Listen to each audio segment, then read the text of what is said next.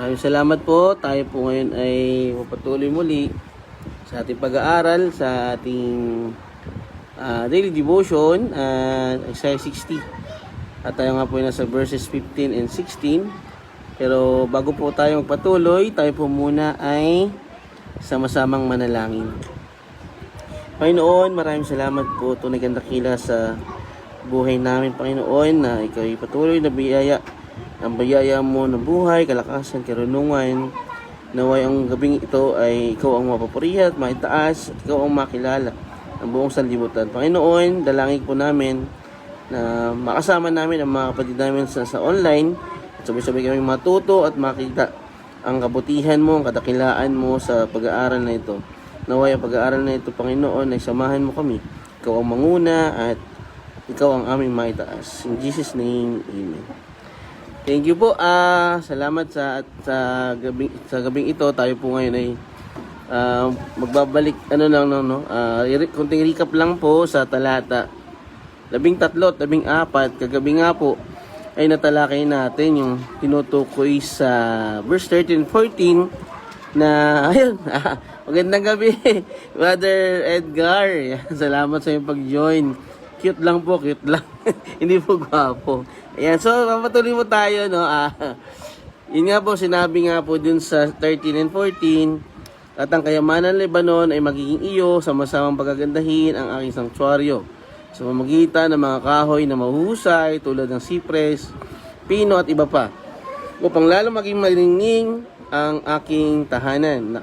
Sa 14, nakayukong lalapit sa iyo bilang paggalang ang mga salinlahi ng mga bansang sa iyo umapi, halik sa iyong paa ang mga humahamak sa iyo at tatawagin kanilang Sayon, ang lungsod ni Yahweh, ang banal na Diyos ng Israel. Nakita po natin, no, na ito po ay tumutukoy nga po sa magiging kabaliktaran ng sitwasyon ng Israel, ng Jerusalem. At dito nakita natin ang mga nabanggit na gamit, no, ang materyales mula sa Lebanon na ibibigay at ihahandog, no, sa paggawa ng sanctuaryo ng Diyos, at ito ay lalong magpapakinang at magbibigay lalo ng kalwatian ng Panginoon. Ito ay tumutukoy din sa mga bansa na magdadala ng kanilang mga kayamanan. Itong mga bansang ito ay yung mga umapi dati sa Israel, pero ngayon ay lalapit at luluhod, no, at maglilingkod sa bayan ng Diyos. Ito ay nagpapakita ng pangako ng Diyos, na katuparan ng pangako ng Diyos sa kanyang bayan, na kahit ang kanyang sanktuaryo ay mas lalong magniningning sa buong sanlibutan. Ito ay isang pagkilala, ay isang panunumbalik sa at karangalan para sa Jerusalem, at makikita talagang ito ay sumisimbolo sa isang kaniningan, sumisimbolo sa kadakilaan ng Panginoon. Sa pagkilala ng mga bansang ito ay makikita na hindi lang basta simpleng materyales o yaman ng Lebanon ang ibibigay dito, kundi mga kilalang kahoy, no? Mga punong kahoy, kasi nga kilala nga po ang Lebanon sa yaman nito, no? Yung sa sipres, sa mga kahoy na gagamitin. At ito ay mas lalong tumutukoy sa magiging sitwasyon ng Sayon sa mga sa hinaharap. Yan. Wait lang po. Yan. So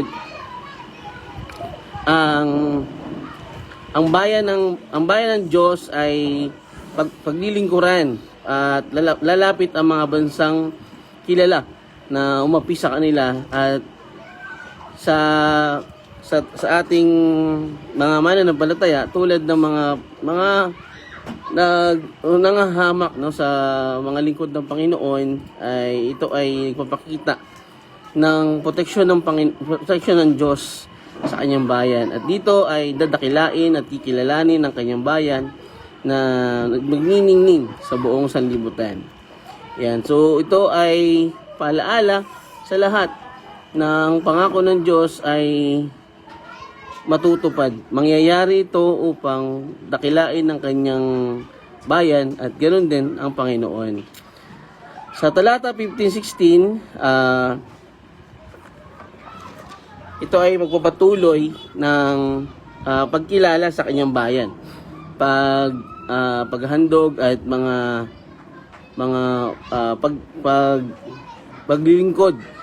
At dito nga po, maraming mahalagang bahagi sa mga talatang ito ang may malalim na kahulugan sa konteksto ng propesiya ng aklat ni Isaiah tungkol sa hinaharap na kalwatian ng Sayon, ang lungsod ng Diyos. Sa talata 15, binasa po rito, sinabi po rito, hindi na kita pababayaan at kapupuutan o iiwang mag-isa. Ikaw ang kanilang itataas at dadakilain, magiging lugar ng kaligayahan magpakailanman. Ito po ay isang pangako ng Diyos sa kanyang bayan, sa magiging kahihinatnan nito mula sa pagkabihag. Gagawin kitang maringal, magpakailanman, isang kagalakan sa lahat ng panahon. Sa halip na ikaw ay pabayaan at kapuutan na walang sino mang dumaraan. Ito po ay nagpapahiwatig ng isang dramatikong pagbabago sa bayan ng Diyos. Isang kagalakan sa lahat ng panahon. Sa halip na ikaw ay pabayaan at kapuutan na walang sino mang dumadaan, ay nagpapahiwatig ng isang kasiguraduhan na gagawin ng Panginoon yung provision sa kanyang bayan. At ito nga po ay papakita na ang dating hinamak o naabandona ay magiging isang lugar ng karangalan at walang hanggang kagalakan, no? Na makikita natin yung reverse reverse situation status, no? At ang pagbabagong ito ay sumisimbolo sa katapatan ng Diyos sa paggawa ng pagkawasak tungo sa pagdiriwang. Ito ay tema na inuulit sa buong Biblia. Ito ay sumasalamin sa pangako ng pagpapakumbaba at pagtubos na matatagpuan sa mga talata sa mga aklat na tulad ng Jeremiah 30 verse 17, na kung saan ipinahayag ng Diyos na ibabalik kita sa kalusugan at pagagilingin ang iyong mga sugat, no, coming from pain, no, coming from yung sinapit nila doon sa Babylonia. Ang talatang ito ay nagsisilbing paalaala na gaano man kahirap ang mga pangyayari, ang soberanya at mga pangako ng Diyos ang mananaig. Again, alala natin na ito ay isang sitwasyon na coming from captivity, no? Nakita natin yung hinayaan ng Panginoon na maranasan ng kanyang bayan ang bahaging ito. Pero dito, sa paglaya ng kanyang bayan, ay ito yung kapalit o ito yung gagawin ng Diyos sa kanila, no? At yun nga, ibabalik kita sa kalusugan, ibabalik kita sa dati. So there's a restoration, no? Pangako ng pagpapanibago na kasitwasyon ng Jerusalem. Ito ay isang palaala na hindi nagpabaya ang Panginoon. Hindi niya hinayaan na tuluyang malugmok ang kanyang bayan, kundi ito ay hinayaan niyang matuto, no, mula doon sa kanilang naging sitwasyon. But this time ay nandun po yung restoration sa itong ibabalik kita sa kalusugan at pagagalingin ang iyong mga sugat. Actually, ito po ay napakalalim, subalit napakalawak ng pag-ibig ng Diyos, at ito ay tumutukoy sa kanyang mga kilos at pamamaraan sa mga tao na kanyang pinili o itinilagang maglingkod sa kanya. Maaari niya hayaan ang kanyang lingkod na makaranas ng mga paghihirap, no? Bigatan at anumang sitwasyon na magbibigay katuruan sa kanyang lingkod sa kanyang mga naging desisyon before. At ito nga po ay pwedeng kahihiyan, pwedeng pagkalugmok, subalit sa dulo ay nakita natin, no, na ang sa hinaharap ay ibabalik niya ang tagumpay sa kanyang bayan. Hindi naman totally, no, kumbaga sa ating perspective, ito ay isang pagtuturo ng isang ama, no?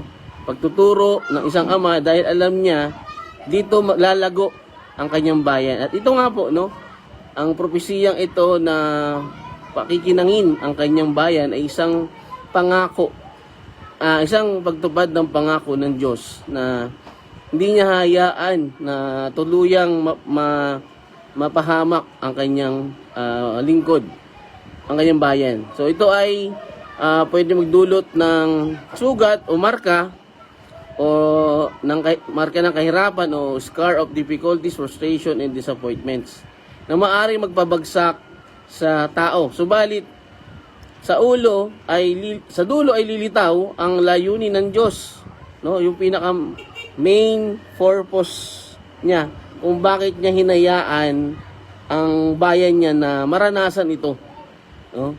Maranasan ang mga kabiguan, kabigatan, at yung kahihiyan, no?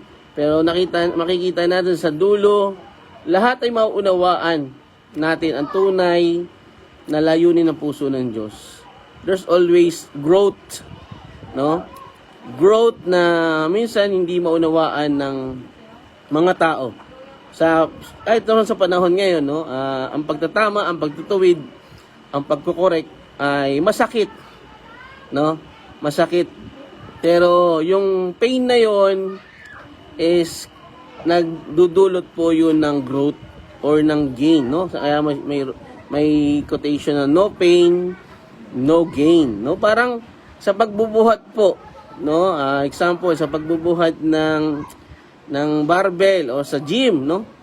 Kung gusto nating magkaroon ng formation ng ating katawan, no, especially ako, talagang nandun po yung pagkilos, yung aksyon, no? At hayaan ng Panginoon na ma-experience ko yung sakit, yung bigat, pero nandun po yung pagtitiis. Pero sa dulo, there's a result. Ito yung kahihinatnan. At ito nga po yung mararanasan ng kanyang bayan, no? Na ang hirap, ang sakit, ang sugat o mga marka ay ito ay paraan, no, upang mas lalong lumago ang isang lingkod ng Panginoon. Kaya niya hinahayaan ng mga kabigatan tulad nito. Sa dulo nga po ay makikita natin yung pinakalayunin ng Diyos. Makikita natin ang intensyon ng Diyos, layunin, no, na ang kanyang bayan ay kikilalanin dahil sa ginawa nito, sa ginawa ng Panginoon. Tayo mga lingkod niya ay lalakad din gaya ng sa kanyang mga pamamaraan, no? We cannot fathom. Yes. Yan. So, napakaano nga po. Alam niyo po yung bawat nararanasan ng tao, mas lalo silang nagiging matatag, nagiging matibay dahil sa mga nararanasan, no? At ito po ay sa panahon dati, no, akala ko ito ay totally paghihirap, no? Pero ito pa lang mga nararanasan natin ay part ng process, no? Process na yun nga, pruning, chiseling, forging, refining, at lahat, no, ng way ng Panginoon na makikita natin sa bandang dulo is talagang aangat, no? Uusbong. So, yun nga po, no, kung familiar kayo dun sa kanta na If I Got Jesus, no? Yan, If I Got Jesus na, yun nga po, kinanta ni Ben Fuller, ay makikita natin dun sa lyrics, no? Na I've had $1 to my name, I've had friends that walk away, and I've even lost myself a time or two. There were bridges crossed the burn, but through all the wreckage I have learned there is one thing I can never lose if I got Jesus. I got all that I could ever need. No? Alam natin na binabanggit po sa ibang talata sa Biblia na we are nothing without God, no? We are nothing without Jesus in our life.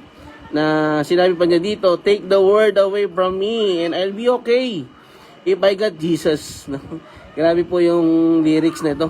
Kasi may compare ko to dun sa dun sa Only Jesus by Casting Crown, no? Kasi dun talaga makikita natin wala siyang dun although yun ay to remember only one name, no? Only Jesus. Ito talaga, if only Jesus, no? Only God, only the Lord will sustain us, no? Sa kabila ng mga hirap. So there's a hope that lives deep inside, a joy that I could never hide, and a safe place to fall. If I got Jesus, I got it all. Grabe po. Para sa iba, it's weird, no? Pero again, bilang mga mananampalataya, ito po ay napakagandang mensahe na kapag tayo ay nasa Panginoon, nandun po yung satisfaction, nandun po yung fulfillment. Kaya again, one of my sinabi ni Blaise Pascal, isang scientist, na there's a void in our heart na walang sino man o anuman ang makaka-fulfill sa atin, no? Laging mayroong kulang, laging may walang contentment, no? Walang kakontentuhan ng tao. Pero only Jesus, only Christ can fulfill, no? So, napakaganda pong lyrics. I've seen weakness turn to strength. I've seen failures met with grace. And it's not from what I've done. It's Christ in me. A miracle I can explain. Oh, He's given me His name. I'm the richest man that I could ever be if I got Jesus. Grabe, no? Yung walang katumbas ang yaman, walang katumbas, no? Kahit iano mo lahat ng yaman dito sa mundo. But if I got Jesus, if we have the Lord in our life, feeling natin yun na po yung totoong fulfillment, no? Yan, that's the important thing is the relationship with the Lord. Yan. So, kung tayo ay nabubuhay na mayroon tayong lahat, no? Pero mapapansin mo, there's emptiness. There's parang hindi ka kontento, no? Parang dati, no, na bumibili ako sapatos, pag nabili ko na, pag dumating na, hanap na naman ng iba, no? Parang ganoon So walang contentment. So makikita po natin kung gaano niya gaano pinangako ng Panginoon ang magiging kahinatnan o ang mangyayari sa kanyang bayan sa talatang ito. At isang paalala na sinabi niya dito na hindi na kita pababayaan at hindi na kita kapuputan o iiwang mag-isa. Grabe po. Yun po yung pangako ng Panginoon. At hindi lang po siyempre tumutukoy ito sa kanyang bayan, siyempre sa lahat po na nagtitiwala at nananampalataya sa Panginoon. Yan. Kaya po tayo ay mamuhay ng naayon siyempre sa kalooban ng Diyos, at darating ang mga paghihirap, persecution, pero again, ito po ay isang proseso o pamamaraan ng Diyos upang tayo ay mas lalong lumago. At sa dulo nga po, nandun nga po yung restoration. So again, ito ay tumutukoy pa rin, ito po ay sentro ay siyempre ang kanyang bayang Sayon na sumasagisag o sumisumbolo sa panunumbalik sa espiritual ng kanyang bayan. At sa kabila ng mga nangyari, kanyang bayan ay mahalaga sa kanya, no? Ano man yung naging sitwasyon, despite of all sin na nagawa ng kanyang bayan, ay nandun po yung pagmamahal niya, no? Kikilalanin ang kanyang bayan at mamumuhay na mayroong pagpapahalaga no? Nakita natin yung mga bansa ay lalapit at maglilingkod at magpupuri sa kanyang bayan. So napakaano po ng pangako ng Panginoon. Walang ano masasabi nating wala talagang makakapagsabi, no? But our trust in the Lord, our relationship with the Lord is hindi po mapuputol, no? Once tayo ay talagang nasa Kanya. Yan. So, provision ng Panginoon, yung promise ng Kanyang pagbibless sa Kanyang bayan, ay makikita po natin dito sa talatang ito. At ganoon din sa talata 16, no? Sinabi niya dito na aalagaan ka ng mga hari at mga bansa. Tulad ng pag-aalaga ng isang ina sa kanyang anak, malalaman mong akong si Yahweh ang iyong tagapagligtas at palalayain ka ng makapangyarihang Diyos ni Jacob.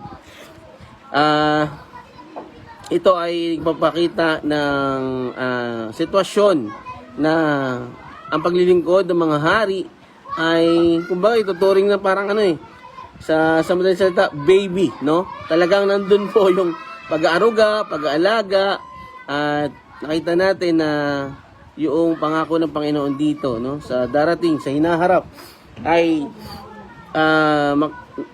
liligtas siya, no? Pinapahayag na nito na ikaw ay pinapahayag po dito na ikaw ay parang sususo sa gatas ng mga bansa. Ikaw ay sususo sa mga dibdib ng mga hari at iyong malalaman na ako ang Panginoon, ang iyong tagapagligtas at ang iyong manunubos, ang makapangyarihan ng Jacob. Ang talatang ito ay gumagamit po ng isang matingkad na paglalarawan ng kasaganahan, kayamanan, nadadaloy nga po sa kanyang bayan. Medyo mahihirap po sa paligid ko, no? Ang pagtutulad ng pagpapasuso mula sa mga bansa at hari ay nagpapahiwatig ng malalim na spiritual na pagkain, no? So hindi po ito literal din yung sa gatas, no? Pati ito po ay spiritual na pagkain at sustento na ibibigay ng Diyos sa kanyang bayan. Tinatampok nito ang ideya na ang lahat ng bansa ay maging ang pinakapangyarihan na pinuno ay makakatulong sa pag-unlad ng kanyang bayan.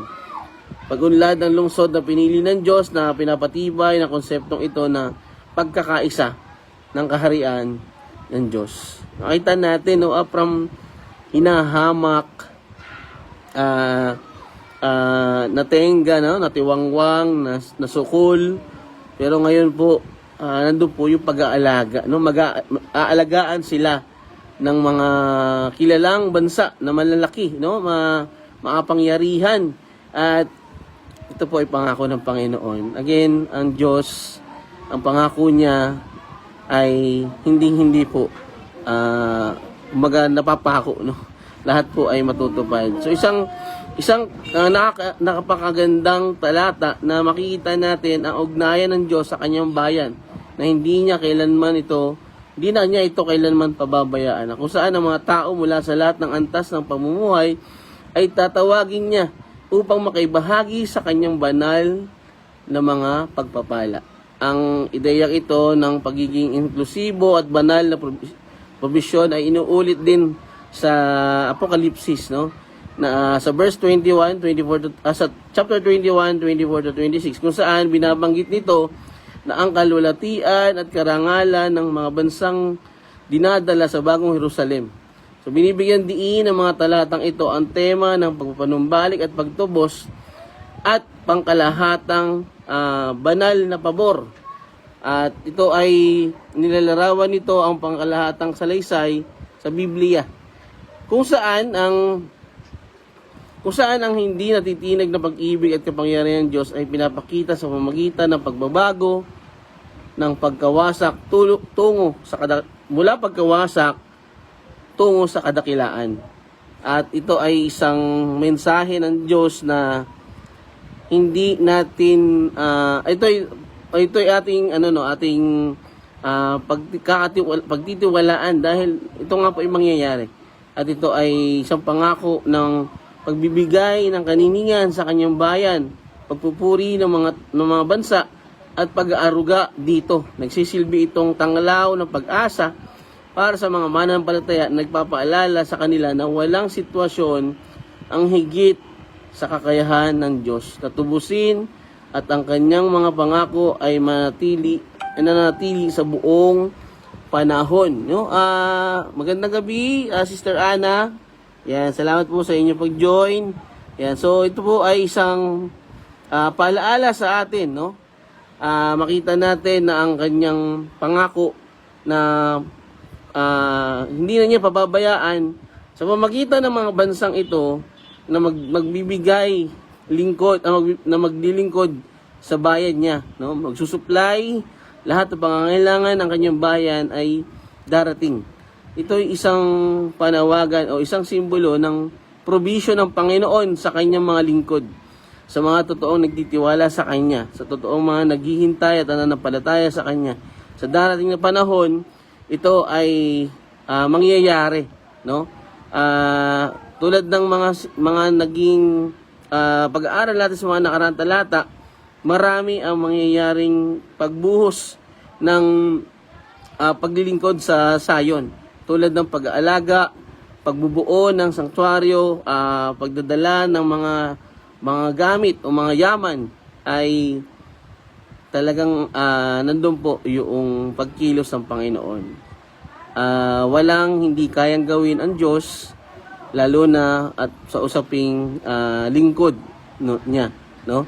At tandaan na ang panunumbalik at kasaganahan na ito sa sayon ay pinapahwatig ng hinaharap. Ang sayon ay hindi lamang aasa sa sarili nito mga mapagkukunan, ngunit makakatanggap din ito ng mga pagpapala at suporta mula sa mga bansa at mga iba't ibang mga pinuno. So ito ay isang sumasalamin sa ideya ng kasaganaan. No, makikita natin na patuloy na paggabay, biyaya ng Panginoon sa kanyang bayan. Mangyayari itong mga sitwasyong ito sa darating na panahon. At ito ay makikita ng lahat na dadakilain ang sayon. Dito masasaksihan din natin ang katotohanan sa buhay ng mga Israelita na babalik sa Juda o Jerusalem, na makikita natin na pagpapalain ng Diyos at sasamahan sila sa lahat ng sitwasyon na higit na nagpapakita ng tunay na kadakilaan ng Panginoon. So sa pahaging ito mga kapatid, tayo ay patuloy na pinapaalalahanan na ito ay makita natin kung sino ang Panginoon, kung sino siya na nanatili, no? Hindi nawala sa tabi ng kanyang bayan. Sa panahon natin ngayon, bilang mga mananampalataya, tayo ay pinapaalalahanan ng dalawang talatang ito na ang pangako ng Panginoon ay matutupad. Tulad ng mga nabanggit sa ibang mga libro sa Bible, tayo ay dapat na mas lalong magpatuloy sa paglilingkod sa Panginoon, tulad ng kanyang bayan na kahit kailanman hindi niya iiwan o hindi niya iiwan at hindi niya pababayaan. So tulad din natin na patuloy na magpapahayag ng salita ng Panginoon, patuloy na sumusunod sa Kanya, nakakaranas tayo ng kahirapan, nakakaranas tayo ng kabigatan, pero sa dulong panahon, mararanasan din natin kung ano ang naranasan ng Kanyang bayan. So again, ito ay pangako ng Diyos na maglalaan, no? Maglalaan ng biyaya, no? Sa pamamagitan din ng na ibang bansa na umalipusta o umalipin sa kanyang bayan. At sa atin, sa panahon natin, kilalanin natin ang soberanya ng Diyos at tayo lalong magtiwala na darating ang kanyang pangako. Tayo ay manampalataya at tayo patuloy na kilalanin at ihayag ang kanyang salita. Ang kanyang salita na nagpapakilala ng tunay na kadakilaan ng Diyos at makita ng lahat ang soberanya ng Panginoon. sa kanilang buhay. Ang pagkilos nito ay hindi natin matatawaran, no? Kundi ito po ay mas lalo nating bigyan ng kapurihan. Na tulad na sinasabi doon sa kanta, kapag mayroon tayong Panginoon sa buhay natin, nagagawa po natin lahat. Magagawa at makakayanan. He sustain us. No? God sustain ang kanyang bayan, no? At ganoon din po sa atin sa panahon natin. Tayo ay manatili, magtiwala at patuloy na ipahayag ang kanyang salita at matuto tayong magtiis, matuto tayong harapin ang mga pagtuturo ng Panginoon dahil ito ay mayroong layunin sa ating buhay. Yan, so yan po mga kapatid, sa gabi ito, dyan po muna natin tinatapos ang ating pag-aaral. Bukas po ay wala, no? At sa Lunes na po ulit, no? So 8 PM Monday at saka sa Tuesday. So yan po mga kapatid, tayo po ay sama-sama muling matuto at mag-aral sa Lunes. So ngayon po ay tayo ay dadako na sa ating pangwakas na panalangin. Samahan niyo po ako. Panginoon, maraming salamat po sa gabay mo sa gabi ito, sa aming pag-aaral, na ikaw po ang naitaas, ikaw po ang aming napapurihan, Panginoon. Salamat sa patuloy na karunungan at gabay na binibigay mo sa amin, Panginoon, sa aming pag-aaral. Naway ang mga kapatid na nakarinig ay sabay-sabay kaming natuto at naipamuhay ito, Panginoon. Na patuloy kami magtiwala sa iyo. Ang pangako mo ay kahit kailanman ay natutupad. Maraming salamat po, Lord. Samahan niyo po kami sa gabing ito, sa aming mga iba pang gagawin.